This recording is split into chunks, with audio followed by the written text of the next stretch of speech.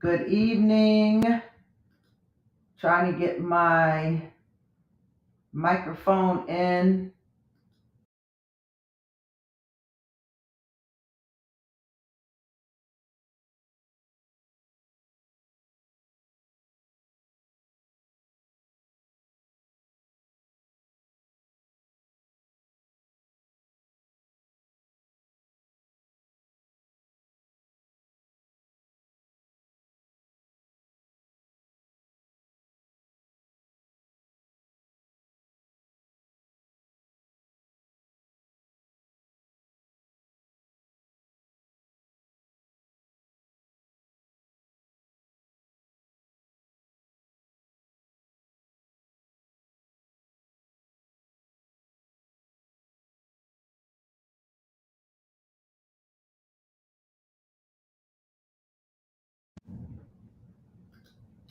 Let me know if you can hear me, Coach Ebony. Good evening. 59 of y'all are coming in. Okay. Unfortunately, I'm not coming from a mic, so it's probably not going to be a good sound. Yeah, I don't know what else I can do. But as long as y'all can hear me, we can get it done. It's just not going to be that really good sound that we need. Too many adjustments for a Tuesday night, I guess. It's really messing us up. Can you hear me still? Ebony, I'm looking in our chat. Can you hear me? Yes, okay. Does it sound like my mic or does it sound like the room again?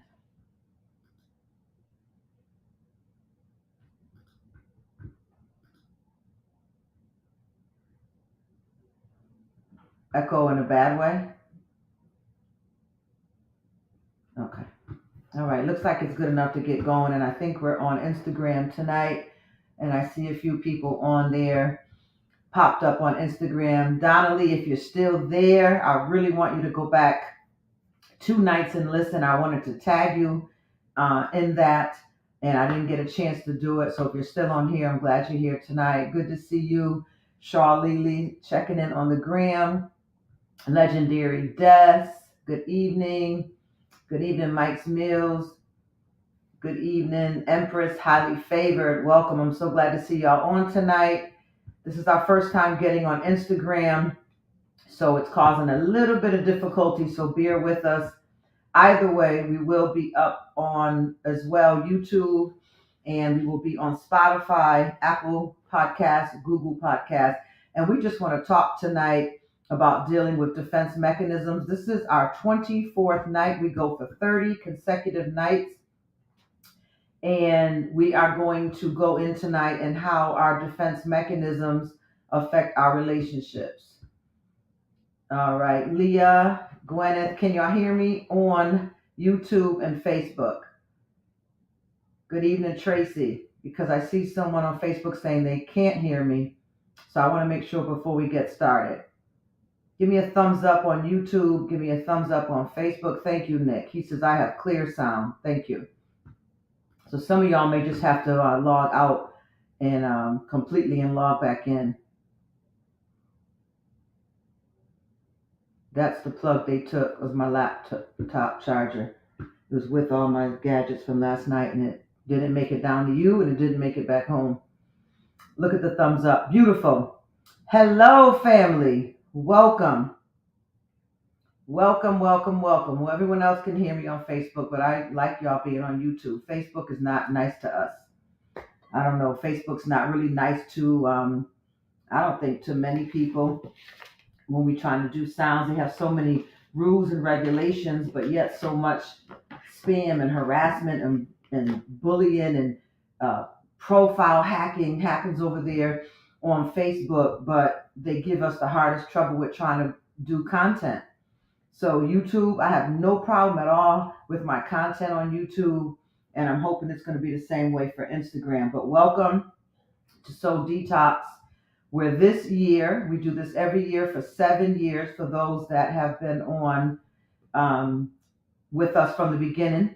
We do this every year for 30 days in January. This is our 24th session this year. And everything again is on Spotify, Audible, Amazon, where else are we? Google Podcasts, Anchor, wherever you get your podcast from, you can go on and listen versus having this video portion of it. So welcome on, family. You've been with me all this time. Good to see you. I see Carlene and Jerry, Sharita. Hello, Renee. I'm just going to say hello to a couple of you because we're already late and I want to get going. You all know who is here, so go ahead and just say hello to your fellow detoxers. Say hello to your fellow detoxer, and we'll go ahead and get started. I do want to give you some good news. Look what finally arrived. I finally have a copy of my own book. Can you believe it? So guess what? All of y'all who ordered it from my website, they are in and they are ready. They will be in our Hartford office as of tomorrow. You can make arrangements to pick it up.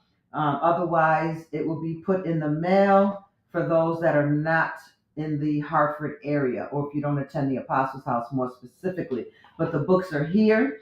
This is our last week, and Tuesday is our last night, and we will be live in Hartford for our last night, and I will do all the book signing then, and we'll have a little shebang and just celebrate our recovery from depending on maladaptive, unhealthy coping mechanisms, more appropriately named or known as defense mechanisms.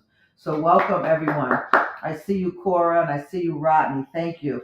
So tonight we are dealing with defense mechanisms as usual, but we are now up to chapter 5, where we are actually going to talk tonight for a little bit on how my defense mechanisms hurt my relationships.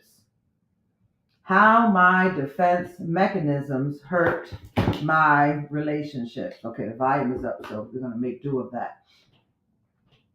How my defense mechanisms hurt my relationships. Very interesting. Yeah, all right. Let's talk about it tonight. Healthy relationships are critical, and they're critical to a great life. Come on and put that on the screen with me tonight. Healthy relationships are critical to a great life. You know our mantra, our declaration here. I wish above all things that you prosper and be in good health, even as your soul prospers. And that's our mantra. So to have a healthy life, a prospering life, a big portion of our lives are interpersonal, our relationship skills. So having healthy relationships is critical to a great life. There are few joys that can compare to connection with others. In addition, who you choose to associate with can make or break your entire future. Who you choose, I should have that t-shirt on tonight. Who you choose to associate with can make or break your entire future. But having great relationships takes more than choosing the right people for your inner circle. It takes dedication. It takes humility and skill from you to nurture those relationships so that they thrive while you thrive. The hardest part of relationships is handling conflict. Come on, type in the chat, conflict. Got 81 of you on tonight. Let me see, 81 posts on conflict. The hardest part of relationships is handling conflict, because conflict triggers your defense mechanisms. That's the second thing I want you to put on the screen, because conflict triggers my defense mechanisms. Make it personal. Come on. Good to see folks coming in on Instagram. It's our first night there with you.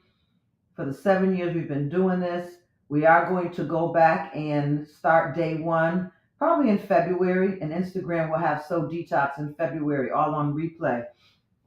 So make sure you like and share. Please take the time to hit the like button. It doesn't cost you anything. It doesn't hurt anything. We're not promoting our personal opinion. We're not promoting politics. We're not promoting religion. We're promoting a healthy lifestyle. And if you are looking for something more in depth, something spiritual, well, you can find all of that packaged here. But the hit, the like, spread the word costs you nothing. And we would appreciate it if you did that for us right now, as a matter of fact.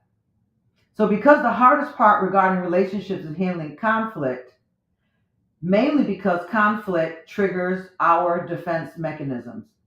So what are we talking about again tonight? We're talking about which defense mechanisms are hurting my relationships. Defense mechanisms are those negative knee jerks. You know them. Some of y'all are having them right now. Those negative knee jerk reactions you have when somebody hurts you or confronts you. Those negative knee jerk responses or reactions when someone hurts you or confronts you. They are reflexes. And they are reflexes that you picked up somewhere along the way as a response to pain. These responses can destroy your relationships because they drive a rift between you and the other person. Defense mechanisms kick in when we're afraid and we make a mess. Usually because we don't want to make a mess, but that's what ends up happening, dealing with knee-jerk responses in the most important matters in our lives. As human beings, we use defense mechanisms from time to time, whether we realize it or not. What I'm talking about tonight is nothing new. It's the metacognition part that is new, learning about what you don't know about yourself.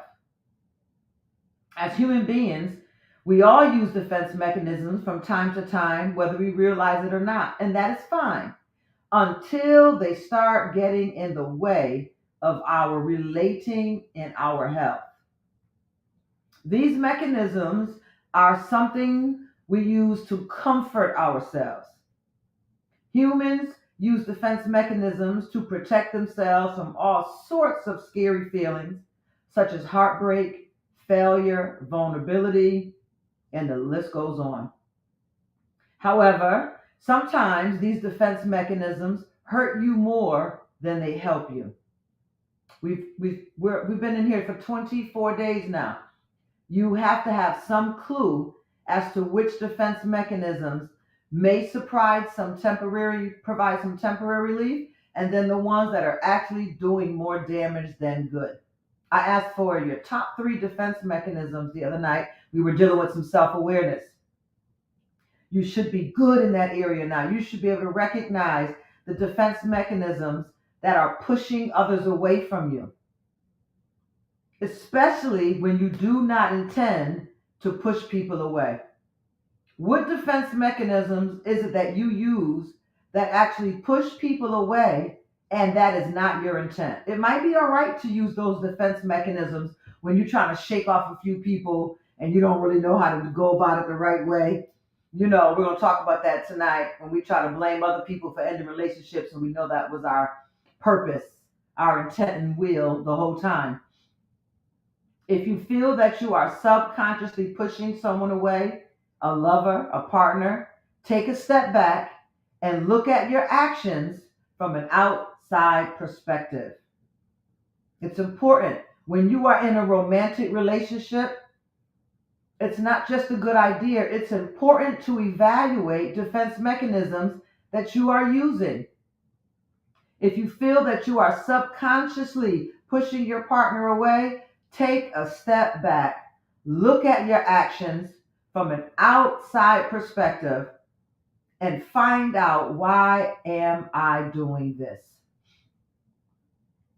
If these sound familiar to you, you might be killing your relationship or relationships by using and depending on defense mechanisms.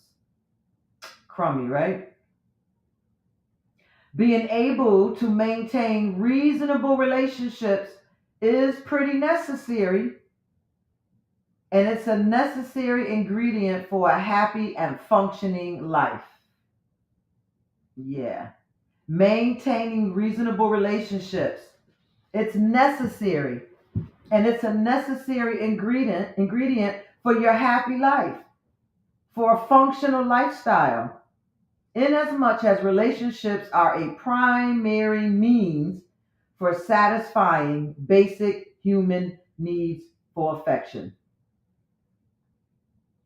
for attachment, and even economic support. Defenses based on more accurate understandings of social reality tend to enhance people's functionings and their ability to relate to others, and vice versa. Defense mechanisms based on more primitive, distorted understandings of a social reality tend to sabotage people's ability to distinguish good from bad relationships. How often do I hear that? How often do I encounter someone who is sharing how they keep getting into bad relationships over and over and over, and they're trying to understand, why me? Why do I keep attracting the same type of person? Or I really dated someone who wasn't my style. They didn't have the look I usually go for. I dated someone completely that I don't even meet in the circle that I hang out in. And why are these relationships still not working out for me? Interesting. There's a reason for that. And the reason is we tend to sabotage relationships when we allow our relationships to be dictated by our defense mechanisms, these fake coping, these unhealthy coping mechanisms. It is very important to have the ability within oneself to maintain reasonable relationships. It's pretty important, earthlings. It's a great ingredient for a happy, functioning lifestyle. Social activity, socializing, that component of we should never be alone, is very important as a primary means for satisfying us. Basic human need is for affection, attunement, attention, attachment, and even economic support. Defenses based on more accurate understandings of a social reality tend to enhance people's functioning and their ability to relate to others. Defenses based on more primitive, distorted understandings of social reality tend to sabotage people's ability to distinguish good from bad relationships. So some people are really lacking in the area of being able to recognize good from bad relationships. And so they end up sabotaging the healthy ones. We talked before last year about the safe guy. How many people are hurt and they're tired of being hurt?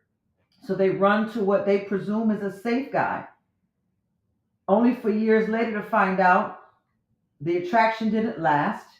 He may be boring. He may not like the things that you like, and you have really positioned yourself to stay in that relationship because you just need to be with someone who's safe for once in your life. Knowing this, it may strike you as an ironic thing to note that relationships are perhaps the best means known through which people whose representation of a social reality are faulty and can receive correction.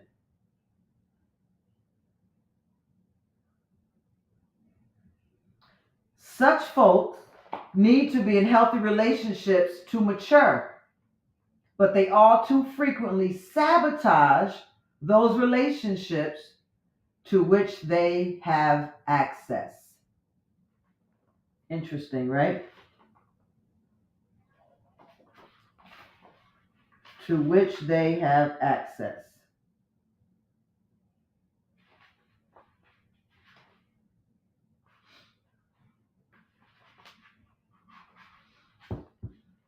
So how does your defense mechanisms affect your romantic relationships? Good question, we might add. Good question. How does my defense mechanisms affect my romantic relationships? If you're following us in the book, we're on page 77 tonight. Good question, Nick. That's right. Number one, you might withdraw from your partner when you begin to feel anxious or threatened. You might withdraw from your partner when you feel anxious or threatened.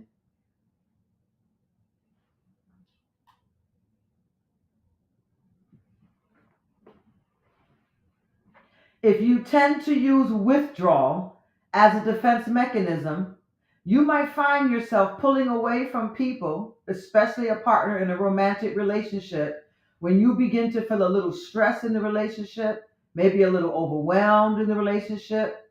And this can make it difficult for people, especially your partner, to ever feel close long enough with you, if at all. And it will actually cause a rift. It will actually create a distance in that relationship. And this person may stay around you because they enjoy your company. There's things you do together. You guys have a lot of things invested. Maybe a child has already come out of this. Maybe you both like to travel. So, you don't want to give up a good travel partner. Maybe you work together. Maybe you run a business together. So not everyone is going to actually exit stage left. Some people may stay in your life, but you're wondering why 1 year, 3 years, 5 years, 7 years, 8 years, 10 years, 20 years. Shall I go on? Because there are some that go on longer than 20 years, where you're wondering why this relationship has not gone to the next level. It has not reached a place where you actually feel this closeness that you in your mind think that you have created within this relationship. But in fact, what you think you have created, you may, in your own unconscious means, through a diabolical unconscious defense mechanism, cause a rift, some space between the relationship, because psychologically you're afraid to have anyone get close enough to you. So you withdraw from them. Some of us do it consciously. Some of us consciously withdraw from people, and we think that they don't recognize what it is. And that's why sometimes when I meet couples, he'll say, she's crazy. She says she wants this. I give her this. She doesn't want it. She says, it is that I want it. It's how you do it, or it's when you do it. And there's this rift of closeness. And he's like, every time I try to get close to her, there's something that separates us. She said, but that's not true. It's that you don't do it right, or I have to tell you to do it, or I realize that you're doing it only because I told you that it's something that I want. And when you do things that I tell you that I want, it turns me off, so it makes me move away from you. But in the other part of her tongue, she's saying, you never listen to me. If you pay attention to me, I'm constantly telling you what I want and what I need. You're not listening. You're not paying attention to what I'm saying.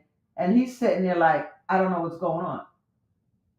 And when someone can hear this being played back on a recording, or a mediator is there to help them repeat what each other is saying, helping them to hear what they're not hearing in the sessions together, usually one or both in the mediation comes out very shocked and surprised that the very thing they have wanted, they have been sabotaging, causing a rift, pushing away. And then we usually spend time a little bit with the individual, or refer them to therapy, to find out where is this self-sabotage coming from. Because the very thing you want is right in front of you. And as soon as it gets close enough to you, you find a way to say, but the timing isn't right. Well, he's doing it because I asked him to. Or she only does it when she feels like it. Or he only responds this way and she doesn't do this. And you find ways to sabotage the very thing you got. Do you know how hard it is, statistically alone, to find a mate especially if you're female and you're looking for a male. Do you know what the odds and chances are based on statistics of every single woman? Let's just stick with America. With every single woman in America believing that she's going to have a husband and she's past her 30s, it gets harder. First of all, statistically, the numbers don't add up. It doesn't make sense. And second of all, you kind of get more into what you really want. And in some ways, if they're not going to level up, you don't want to feel like you're leveling down. So you have standards. I know women that have lists. They have a list of what they want. And now, and when I say up to their 30s, it's because most people are married around that time. Sadly enough, the divorce rate isn't so high in the 30s. It's after the 30s. And then you have to meet someone. 30s, you're going to be by yourself. 40s and 50s, you got a chance to meet someone again.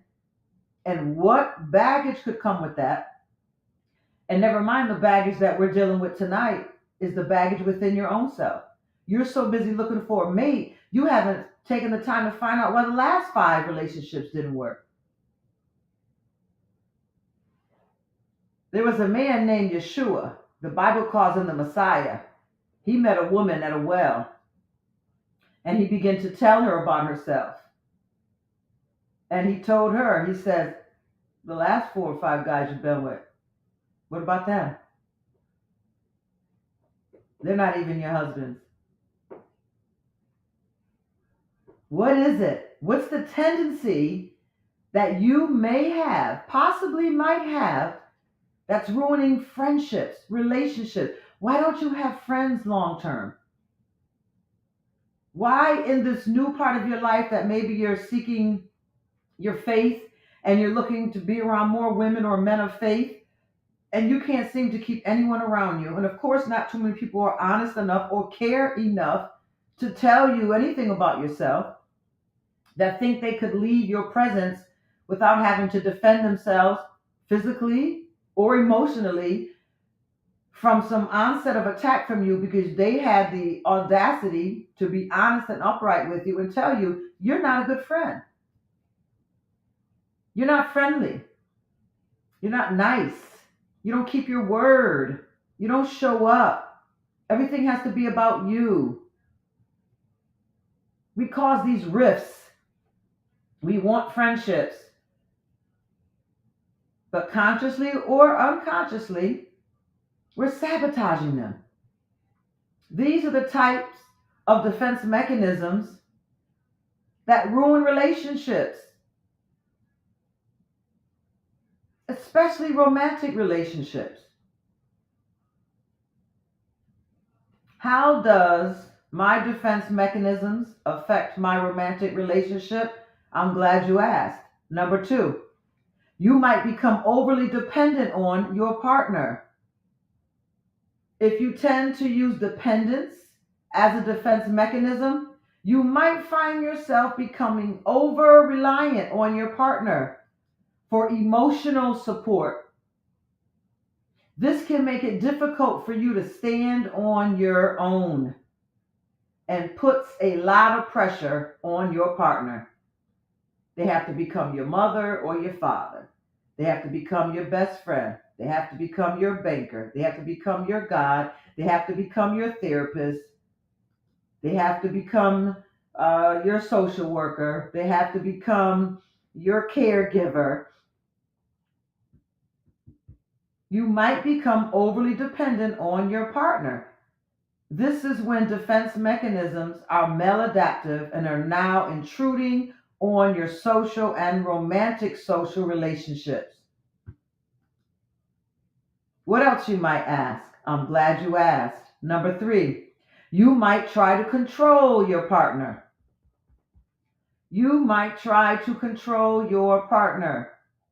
If you tend to use control as a defense mechanism, you might find yourself trying to control your partner in an attempt to feel safe and secure.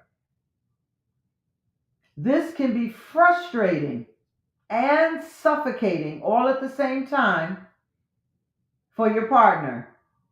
and can lead to conflict and tension in your relationships. This isn't just in romantic relationships, you know. I've seen a lot of girlfriends. I don't know if I see it as much with males, but I see it a lot with females where they tend to have that controlling nature, at least one in the bunch. And it's funny because when that one controlling one in the bunch isn't there, there's always another one to step right up and fill that place. You need to be in control so that you can feel safe and secure in the relationship.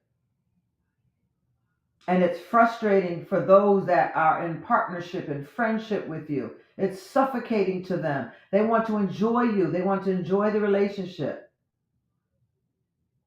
And this will definitely lead to conflict and tension in your relationships. Yes, I have another one. Absolutely. Number 4, you might become overly critical of your partner. How many overcritical people do we have here? We're going to go in a little bit deeper. We'll have some time tonight yet. And we'll go in a little bit deeper and make these more apparent to you. What do they look like? How do they actually show up? Because just reading a general overall of the definitions may not click with you. But one way to ruin your relationships, especially your romantic relationships, is becoming overcritical. If you tend to use criticism as a defense mechanism, you might find yourself being overly critical of your partner. And this can make it difficult for your partner to feel good about themselves and therefore look forward to seeing you. But when you tend to be overcritical, usually your partner is not feeling good. They're not feeling good about seeing you. And most times they'd rather be around other people than you in the daylight hours because everyone else makes them feel good, especially at work, especially doing business, going to the bank, going to the gas station, going to the grocery store. Life is hard enough. Life is critical enough to us all. And it's one thing to try to correct your partner, to want the best for your partner, but it becomes very damaging when your partner perceives it, even if you don't mean to do it, when your partner perceives you as just being downright critical of them. And we often use that as a defense mechanism. And we make it hard for them to feel good about themselves. And guess what we end up doing in the long run? Some long-term damage. We literally ruin their self-esteem. That's why most people that come out of divorces, if they're not going for therapy, they need to go in some sort of therapy or mental health coaching like I do here, because your self-esteem is usually dented or pretty much damaged from coming through bad relationships, especially a marriage or relationship of any kind of long-term capacity. Anything over 3 years is usually having a long-term effect on damage from you. Heartache, heartbreak. And then when we get angry with each other or we're not getting our way in the relationships, we start defaming each other and attacking each other and criticizing each other. And our self-esteem gets ruined in relationships. And as I stated, life is hard enough. Most of us are looking for people that at the end of the day, can I come home and know that this one person is going to build me up? And I know it's hard. I know it's hard because sometimes, ladies, we want things perfect, or we may be a little messy ourselves and we leave things out, and they come home and, they're like, you did this again. It didn't. Usually they had a bad day. And we're just looking for someone to I just need to land on today. Can I just land? Can I just put my head on your shoulder? I know things are a mess. I know things are bad, but can I just find a landing place? And sometimes women, We can be the one that needs that house in order, especially when there's so much disorder in our lives. When there's so much disorder in our lives, areas that we can't control, we don't know how to nurture, we don't know how to fix those areas with our girlfriends, in the office, with our children, in our partner, with our spouse, friendships. If there's so much chaos and things are out of control, we tend to take that controlling area in our home and we make the home a real controlled atmosphere because we need to feel somewhere that there's some order and some control in our lives. And then our spouse, our partners, the friends we hang out with, whatever it is, they come home and they've had a rough day, a bad day, and they're looking for a safe place to lay their head. And we're complaining. Let's be honest, whether we are the complainer or our partner, our spouse is the complainer, or we kind of go back and forth with it. Let's be honest tonight with just me. It's just you and I on here tonight. Ignore the 90 other people that are on here. Just you and I. Can you see how damaging that can be? One, let's just deal with the individual. We're going to deal with 3 realms of this. But can you see how damaging it can be to come home? We don't even ask how their day was because we really don't care at this point. They got toothpaste splatter on the mirror again. And they're going to get it because I've told them 3 times. The toilet seat, if it's up one more time. If I have to walk over the t-shirts one more time. One more again. We're just going to have problems in this house tonight. And we can use these tit for tat things that we don't appreciate what our roommate or partner or spouse does as a defense mechanism because we really are saying, I need you. I just want you to come in the house and grab me and just hold me. I had a really bad day today. I had a real scary day today. Someone came up against me and I didn't know how to defend myself today. And what I'm really saying is just grab me and hold me. But because I'm insecure in my attachment style, instead I attack you thinking that somehow that's going to make you understand I want to be held and comforted right now.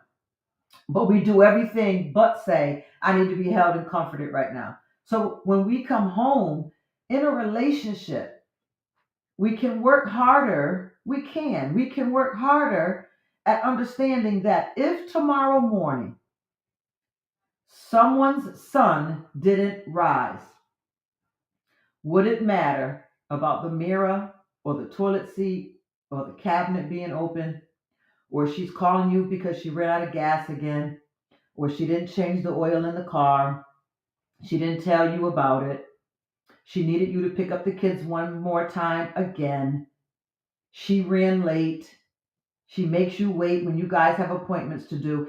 If one of our sons, S-U-N, doesn't rise that next morning, will any of this stuff really matter? I don't want you to feel that what you're bothered by is nonsense. I just want you to prioritize it. Let's put it in its proper place. Let's prioritize it. A lot of people deal with racism in the workplace, in the business marketplace. Women are constantly, if not sexually harassment goes on in the workplace, or the competitiveness between women in the workplace, or some misogynist men in the workplace. And she has to deal with this all day. He's dealing with racism. He's dealing with classism. He's dealing with just his own issues in the workplace. And he comes home and Mr. or Mrs. Critical is standing at the door. If our sun, S-U-N, sets tonight and doesn't come up in the morning, is it really that important? And sometimes we have to get that deep with it because we can get so caught up on this perfect life, especially when we're trying to have a life like we see on TV. The reality. We're already trying to get their body, and we're trying to get their hair, and we're trying to drive the cars that they drive. And, we don't have the contract to be on the shows that they're on, but we're trying to have the lifestyle that they're living. and we're looking for the type of men that they're dating or the type of women that they're dating. And that's not the road we're on. That's not the journey we're on. So who we are with, we're not able to love, but we spend more time criticizing.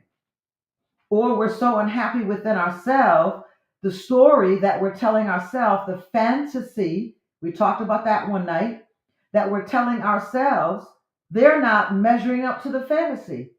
So we're overly critical. Who needs to come home to that? And then you wonder why your partner, your spouse, would rather be around people that you know is no good for them, no good is going to come out of this, but they'd rather be there than in the house with you. Just prioritize the order of it. Because the way times are going now, sun is setting and it's not rising for a lot of us the next day. Ask God. Talk to your faith. Go into yourself and find out, am I being overly critical? Check yourself. Is there something else that's bothering me?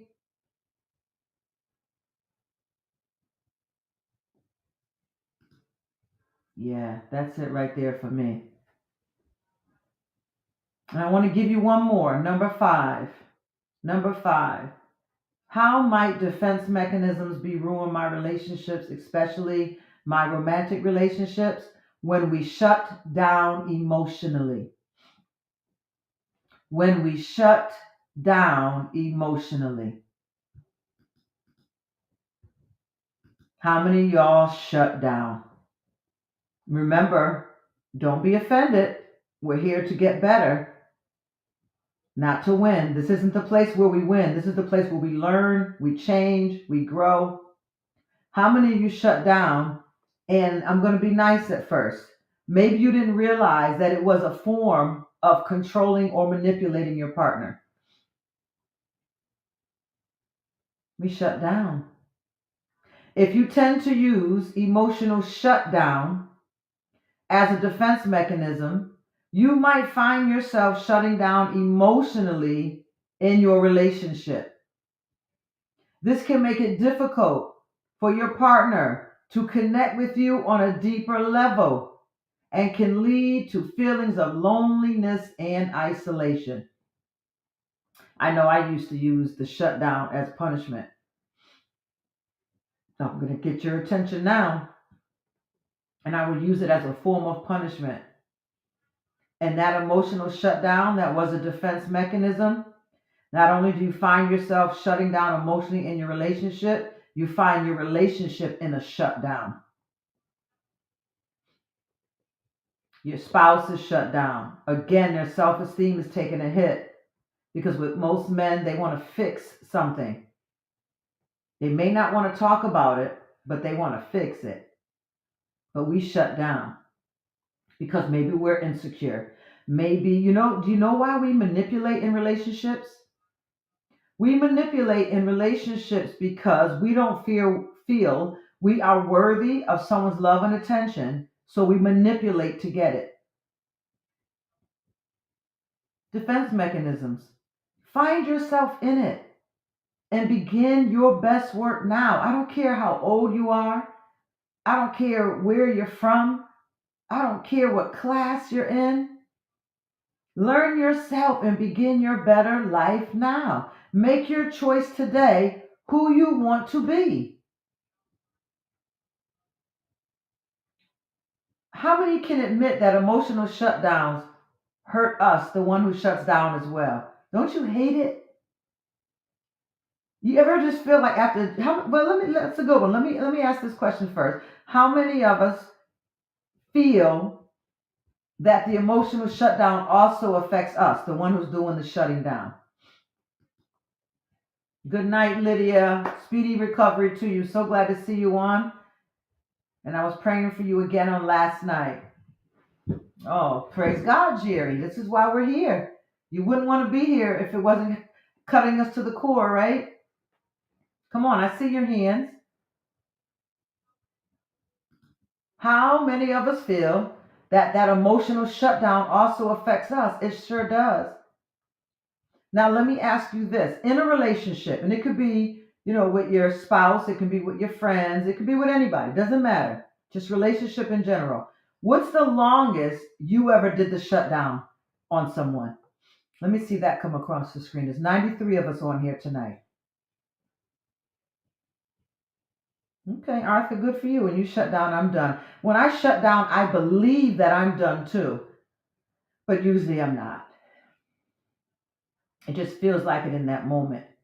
3 days, 2 years. Come on, talk to me. Oh, praise God. We pray for Jerry now and her tears. We know that the Holy Spirit is going to minister to you. That is your faith. 24 hours, 2 weeks. Girl, I hear you. Days at a time. 1 week. 1 day. Bianca, I want to be your friend. You only shut down for a day? I've gone weeks. A few hours. Wow. A week or more. Absolutely. I remember 5 to 7 days on YouTube, someone is saying. So we realized that we do it.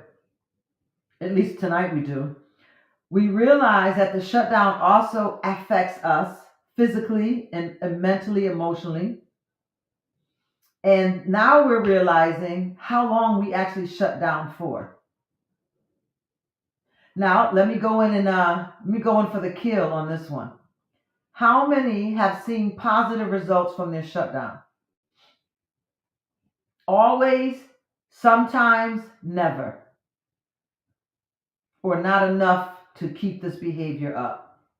For me, it would be not enough to keep the behavior up. Because we're going to talk about in our relationship regarding defense mechanisms about the people who serve people out of this niceness because they don't want to go for the shutdown. So they end up just being nice to you, and it's false, it's fake, it's pseudo in the relationship. Yeah, not enough.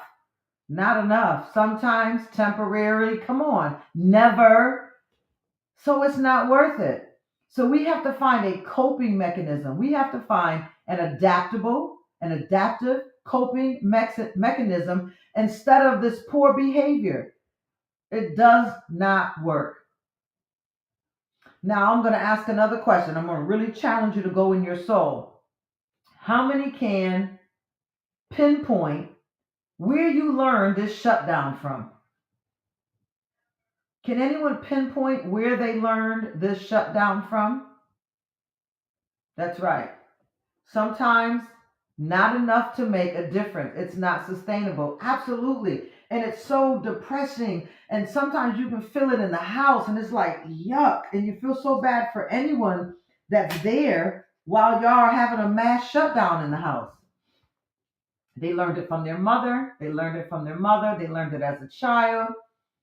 They learned it in childhood. Learned it from my mom. Learned it in childhood. Some learned it somewhere in their childhood. Some are pinpointed it right to the matriarch. Past relationship. I wasn't heard as a child, no matter how loud I was speaking, so I resorted to shutting down. So we're carrying it into our adult life. Unhealthy coping mechanisms, known as maladaptive defense mechanisms, are hurting our relationships. And we want romantic relationships, and we realize that the numbers get smaller as we get older, but we're still acting up. It's not healthy. It doesn't gain anything for us. It can last from hours to weeks. I think someone on here said even a year in one instance. That's a withdrawal from our life. It's not a deposit. It's a withdrawal from our life. Can we afford that?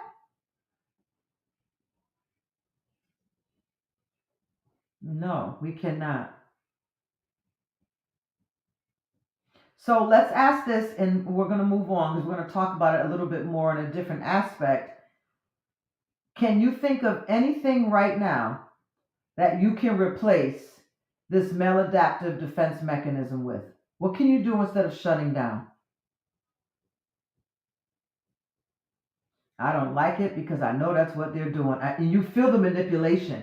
I don't know if anybody else can feel when they're being manipulated. I literally can feel when someone's trying to manipulate me, and it makes me so angry. And usually I have to withdraw from them, keep the conversation short. They're not hanging out as much with them because I can't stand that feeling when someone's trying to manipulate me. Someone else says, I want to communicate. Someone else said, I want to talk about it. Talk about it.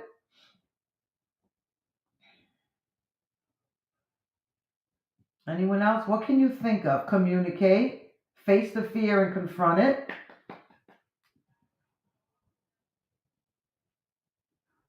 Ooh, I can't stand when I feel somebody manipulating me.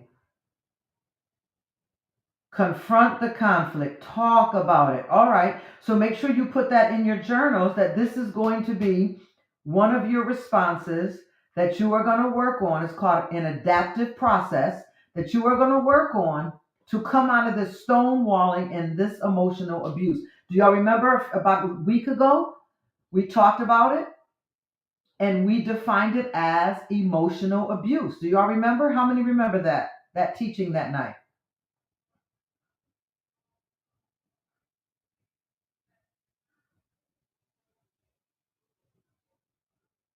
Yeah, still a defense mechanism. Yeah, yeah. It's emotional abuse. So you may have not slapped him or her, but you slapped them silently. It was also called, what was it? Non-physical abuse, I think we called it. All right, we have a few more minutes left. So let me, I think that's going to be a good place to shut down, actually, because we're going to move into, well, I'll read the introduction for tomorrow night, and then we'll stop, and we'll be back on air tomorrow night at 7. Defense mechanisms that can hurt relationships. When they get out of hand, defense mechanisms can keep you safe in your bubble. Stonewalling. We're safe in our bubble. Emotional shutdown. Preventing you from facing emotional problems and advancing in your emotional life. Unfortunately, repressed emotions and feelings can show up and impact your well-being in all kinds of unpleasant ways.